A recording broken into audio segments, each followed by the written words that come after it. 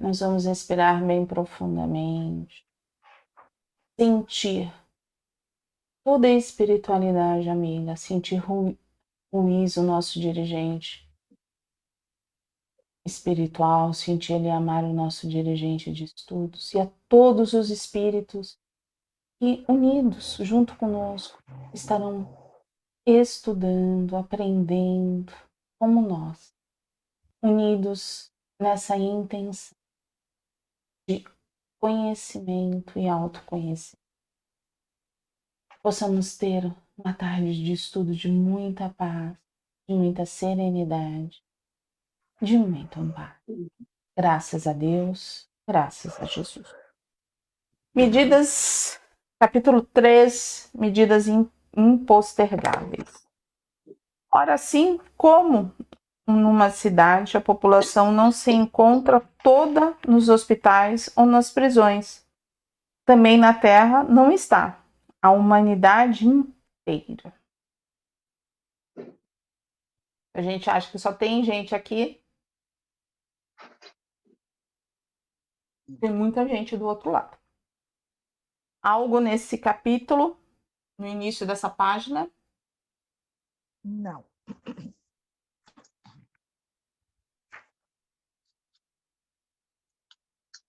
Ó, eu gosto dessa passagem. Modesta, você sabe há quanto tempo espero para levar ao plano físico um noticiário franco e destemido sobre a situação dos espíritas nesta casa. Adoraria assustar um bocado de gente. Este é Dr. Inácio. Sabe por quê? Chega de sustos, Inácio. Sabe por quê? Pelo amor a gente não escutou. Pelo amor a gente não escutou. Então ele foi no choque dele. Eu falei assim, no choque que faz a gente parar para pensar. A gente escutou tudo que veio de mensagem? Claro que escutou. A gente não ouviu, mas escutou. Ah, escutar a gente escutou, a gente só não ouviu. É verdade, uma diferença. É isso aí, Sérgio, exato. Quem ouve, interpreta, busca o significado. Ouvir no sentido de dar o ouvido, né? É. Aquilo lá. É verdade. Algo mais? Esse Sérgio Leme tá uma graça. Eu vou ser sincero. Não... Eu pensei que eu tinha lido já esse capítulo. É por isso que não tem grandes coisas, né?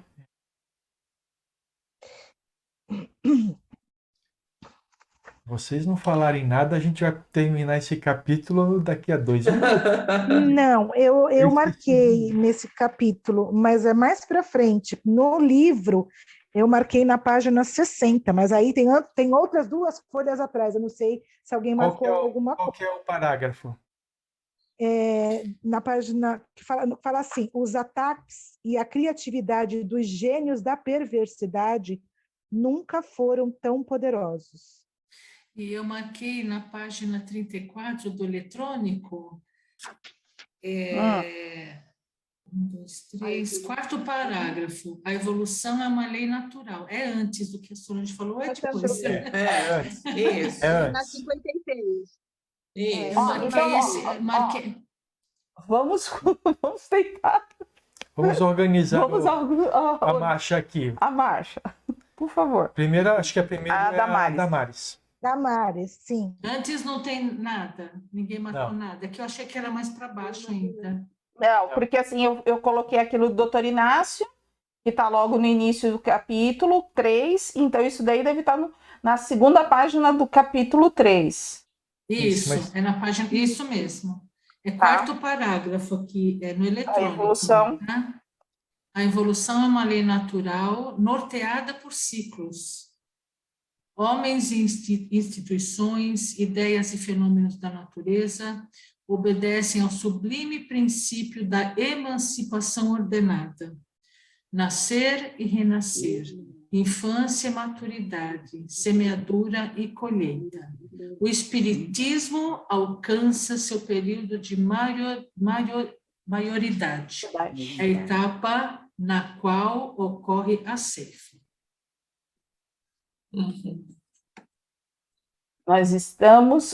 Nós começamos o período de maioridade quando o espiritismo veio, há 100 anos atrás. 100 mais anos, isso. Nós começamos esse período. Eu acho que não, hein? Ó, Você acha que veio mais para cá? né? Porque naquela época o pessoal não estava atrás de crescimento, estava atrás de fenômeno. Mas foi ali que começou um pouco do amadurecimento. Então ali não tinha maioridade.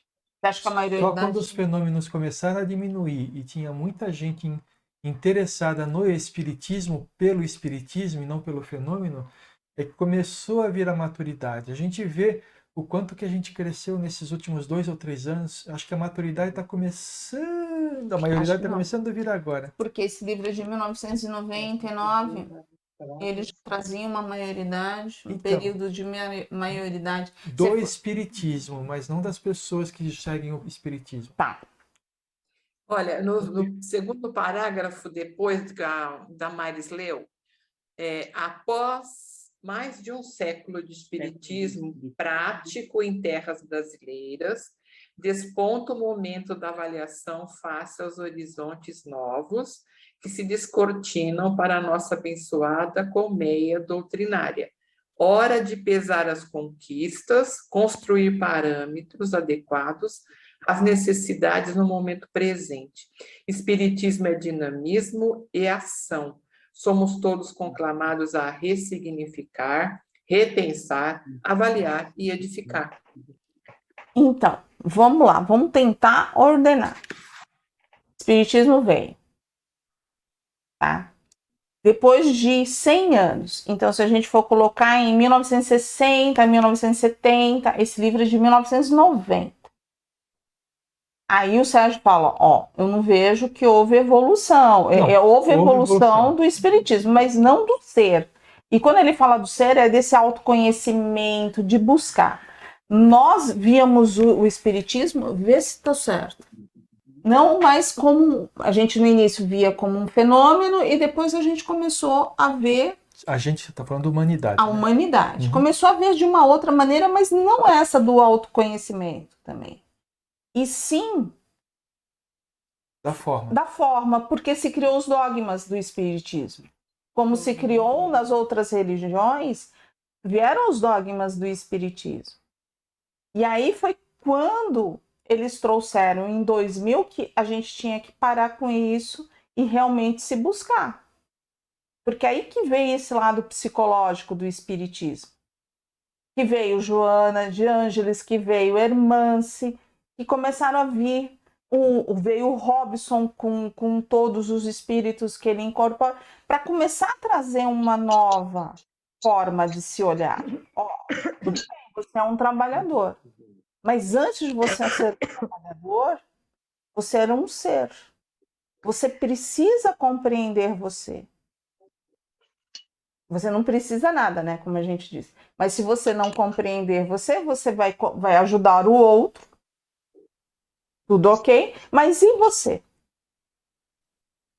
Como que você vai ficar quando chegar no plano espiritual? Que é isso que o doutor Inácio fala, né? Eu não vejo a hora de dar um sacudir luz, porque eles chegam e falam, olha, eu fiz isso, eu fiz aquilo outro, eu evangelizei. Foi? Ninguém está dizendo que não. Mas e você? Fez o que com você? Oi, Solange, diga. Então, segundo o que você está colocando, para eu tentar entender, o espiritismo antes era essa filosofia, hoje é mais filosofia, era uma doutrina, que eles tinham primeiro, começou com o fenômeno, que as pessoas estavam interessadas e curiosas com o fenômeno do espírito, das mesas rodando lá, e depois começaram a estudar o espiritismo. Como você está colocando, então, seria no seguinte sentido, de que as pessoas, com esses dogmas do espiritismo, trouxeram como se fosse a religião pronta, o que tinha que ser seguido, o que tinha que ser feito, as regras a serem seguidas. No que você coloca, segundo o que eu estou compreendendo, é que as pessoas, a Casa de Pedra se preocupava muito mais em atender, cuidar, assistir o próximo, e não esquecendo de si próprio, não fazendo a busca de si mesmo. Seria isso? Na realidade, gente, tem que tomar cuidado só para não generalizar, né? Porque Alguns, senão isso. a gente vai falar que tá todo mundo na lama, né? Tá todo mundo na lama, só que alguns estão mais para cima da lama do que outros estão mais para baixo. Mas o que a gente tem que pensar é o seguinte: esse espiritismo nasceu como fenômeno, né? E baseado nos fenômenos que eram inteligentes, que Kardec começou a estudar o espiritismo e veio todos os 5 livros que definiu a relação do espiritismo, trouxe o espiritismo para a gente, né? A doutrina espírita. Aí,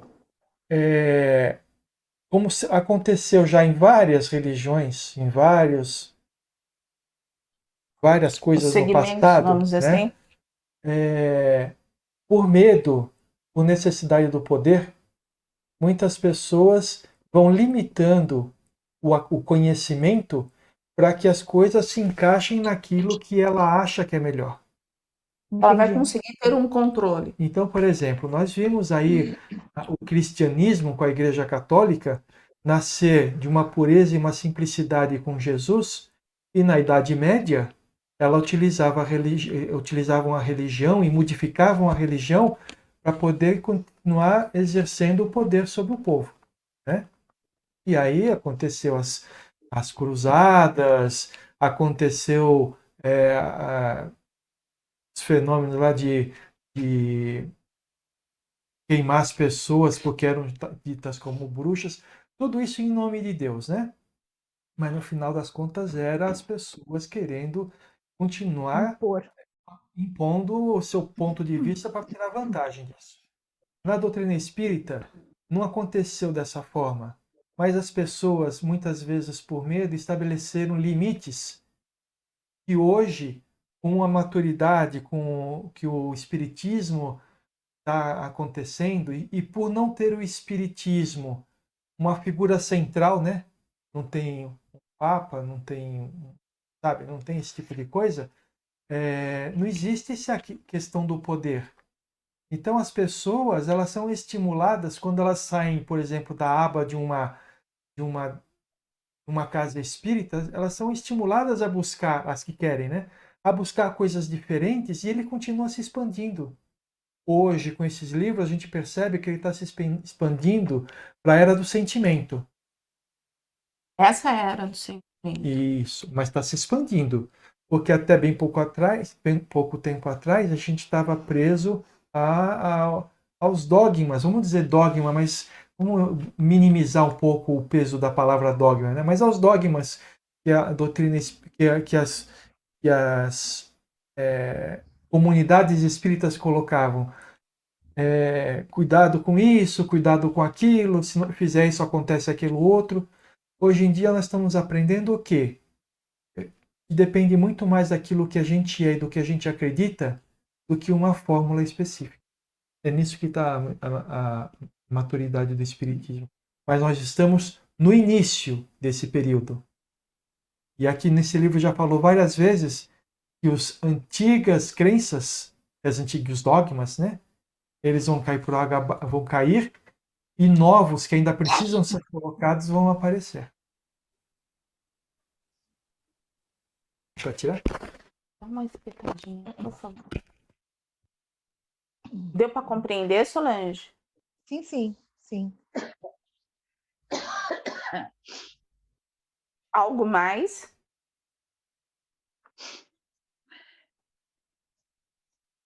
Só para frente. Quem tinha na outra página? Era a Leda?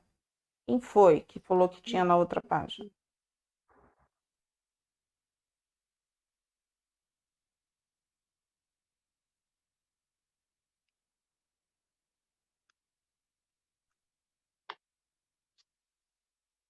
Ó, aqui ele vem falando depois disso, ó.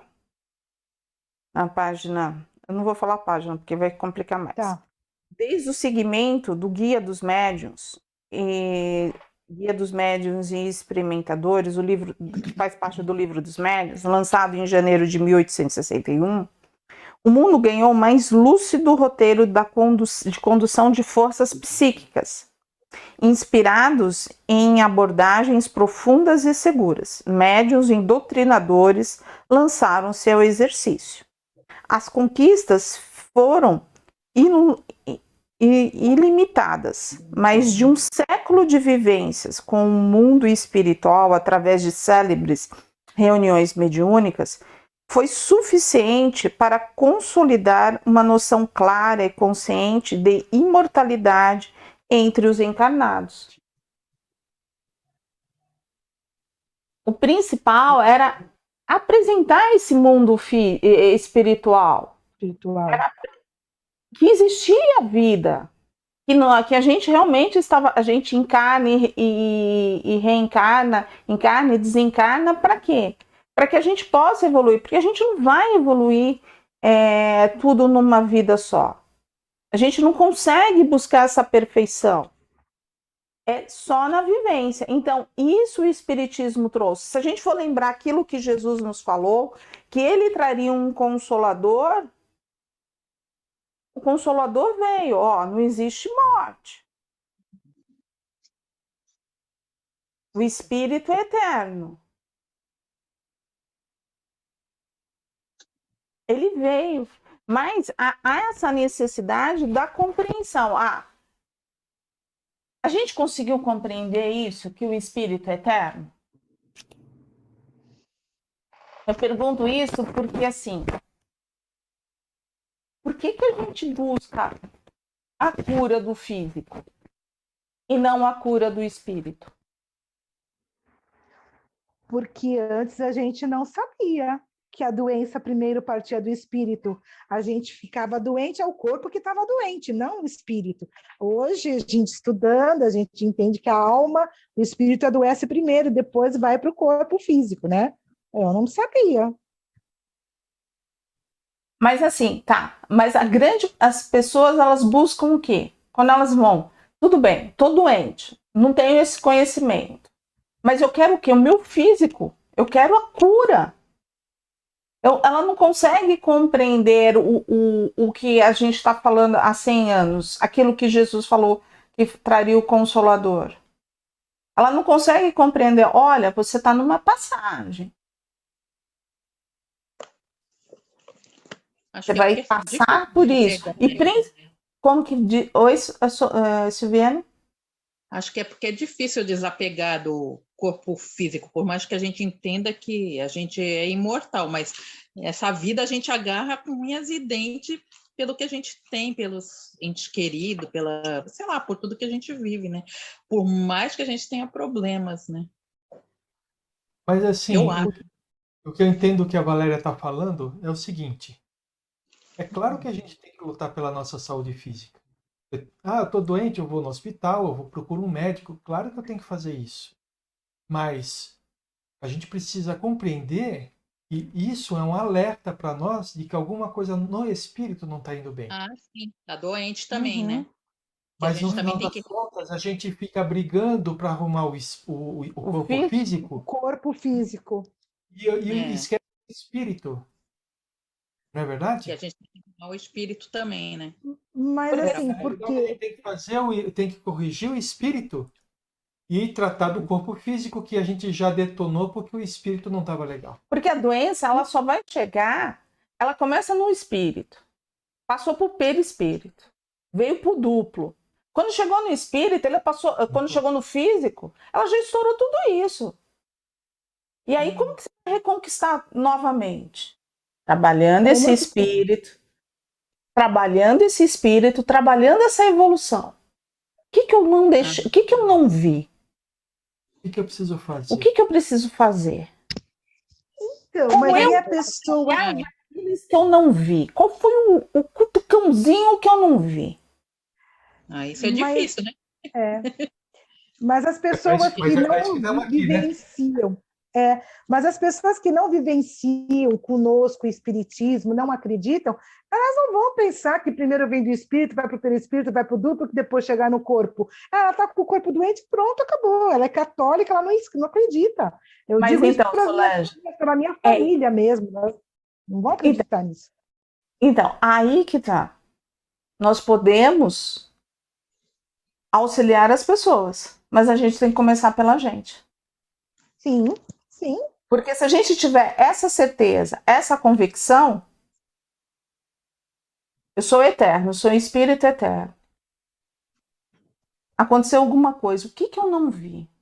Eu preciso olhar, aceitar e trabalhar comigo. E aí depois eu expando isso para o outro. E aí onde que eu volto? Voltando ao espiritismo. Aquilo que o doutor Inácio diz. Muitos de nós não compreendemos isso. Nós compreendemos que a responsabilidade do trabalho, da doação ao outro, fazendo com muito carinho e amor. Mas muitas vezes deixamos de fazer por nós mesmos, porque não tínhamos essa compreensão. E aí onde ele fala, olha, eu gostaria de falar muita coisa para eles. Olha você, olha quanto você já fez. Olha o seu espírito.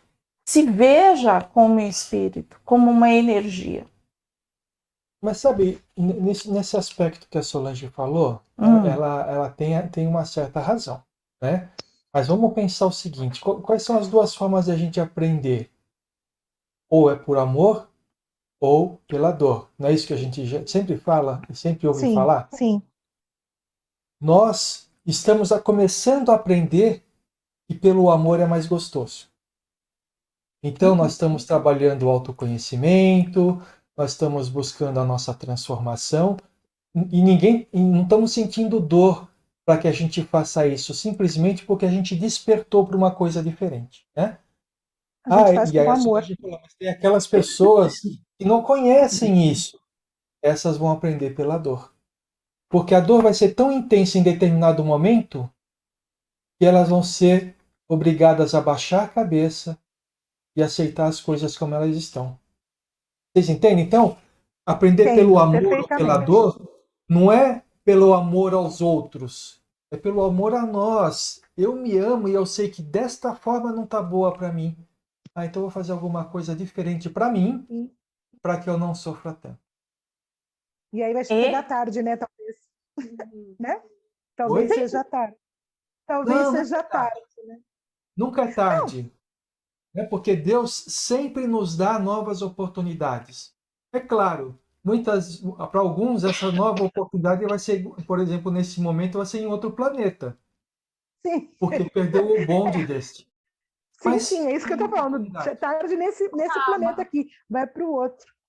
Mas tem a oportunidade, porque a pessoa se for para outro planeta, o espírito vai para outro planeta, e lá tiver o sofrimento, e ela conseguir aprender lá, ela volta para cá. Não é definitivo. Entendeu o ponto? Vai continuar sendo, é por amor e pela dor. Né? Eu entendi. É aquilo que eu falei para vocês já, quando o meu pai falou que ele tinha entendido tudo. Ele estava já praticamente morrendo. Ele, eu acho que deve ter feito uma alta análise da vida dele naquele momento e aceitou tudo. Entendeu? Aí, a parte onde ele vai viver a transformação dele vai ser no outro plano, porque já foi. Não foi? É isso aí. Outro plano ou outro planeta, né? Mas, pelo menos, não está chegando na ilusão. É isso aí.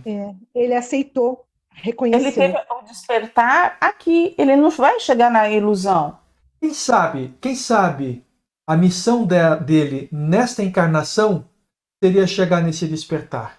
E a gente fica exigindo que as pessoas sejam diferentes, mas a única coisa que ela programou para fazer aqui foi despertar. Você entende o ponto?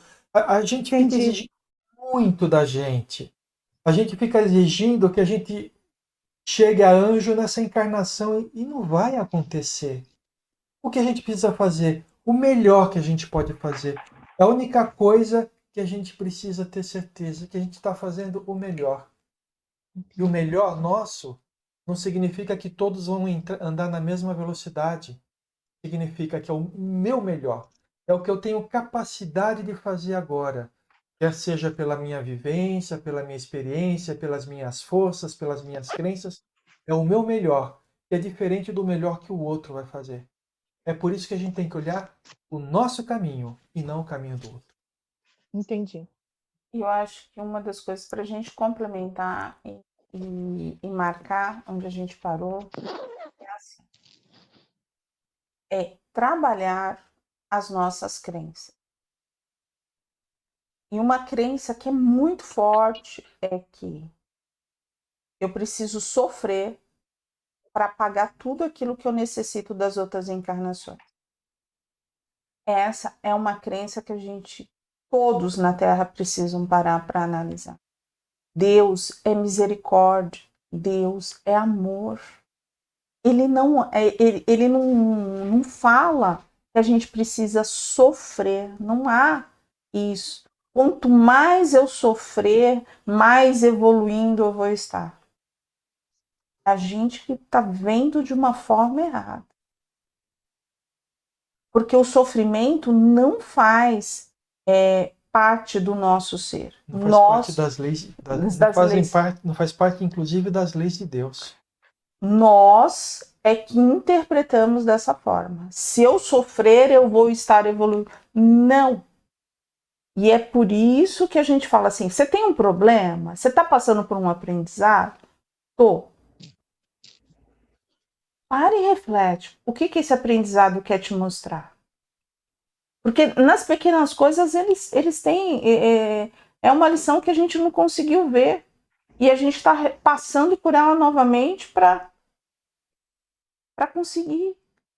Seria uma mensagem subliminar do nosso... A doença seria o que ela está refletindo, o que ela está querendo dizer? Seria isso? Ela passaria para o nosso... chegou no esgoto, a mensagem é, a gente ultrapassou todos os nossos limites, entendeu? Tudo aquilo que a gente falou assim, tem lá a marquinha no espírito, vai vir para o perispírito, vai encarnar já com ela. Aí as coisas acontecem e você não dá ouvidos para o que está acontecendo. E essa marquinha vai aumentando. Vai aumentando. Chega no vai pro etéreo. E aí você não dá ouvido para as coisas que acontecem com você e você continua fazendo. Aí chega no corpo físico e você não dá ouvidos para isso. Você vai no médico e não consegue, e o sofrimento e a dor vai aumentando. Até o momento que fala assim, meu Deus, me ajuda. Aí você começa a voltar para curar tudo que você quer. Mas até aí, às vezes, passaram-se encarnações, né? Porque muitas vezes, quando a gente chega na doença, que é o aprendizado, né? Vamos dizer, a exemplificação, a gente se revolta. A gente se revolta, a gente começa a magoar aqueles que estão ao nosso redor, a gente começa a praguejar, a gente se afasta de Deus. Por que comigo? Tem tanta gente matando, fazendo um monte de coisa, e eu que não fiz nada disso, estou passando por todo esse aprendizado? Eu fiquei surpreso que ninguém falou nada, né? Quando falou que a doença passa para outras encarnações. Vocês aceitam isso direitinho, normal, tranquilo? Já tinha falado isso, né? Já tinha falado isso, que fica... que foi que uma vez nós conversamos e numa aula, talvez, e aí falou, não, tem doença, acho que foi a Valéria que falou, tem doença que é da encarnação passada. Imagina uma pessoa que tem vício da bebida, detona o fígado nessa encarnação. Você acha que na próxima encarnação ele vai vir bom? A Valéria falou do cigarro, né? E quem fuma, cigarro. não é? Já tem a marca, vem com a marca já. Já. É porque tem gente que tem enfisema, tem tudo e nunca nem fumou, né? Não tem nem ninguém que é fumante perto e tem um enfisema que você não... Só que não são só os vícios, tá? Aquela pessoa que é extremamente perfeccionista e estressado com tudo que faz. e que tem uma úlcera no estômago por causa disso. O que você acha que vai voltar a acontecer na... Então, não é só vício, né? É a forma como a gente vive, né? E para a gente encerrar e fazer as nossas vibrações, a gente consegue ver isso e as explicações no caso das crianças que têm câncer. Como que bebês vêm com tumores que... Se bem que isso a gente tem, assim... Eu quero dizer que vai trazendo de uma vida para outra, e aí não teve o lado, o psiquismo que todo mundo sempre mostra do lado do câncer, entendeu? Eu entendo, mas é que às vezes o que acontece, isso é pedido e o DNA é mudado para isso, para que venha. Então, nem sempre é reflexo de defeitos físicos de encarnações anteriores, mas pode ser coisas incutidas no DNA justamente para você aprender. Mas eu não falei de defeitos anteriores, eu estou querendo dizer que a gente está vivendo uma queima de energias. E as pessoas encarnam, foi isso que a gente estava... Não estava aqui. Estava falando, Estava entendeu? comendo o bolo.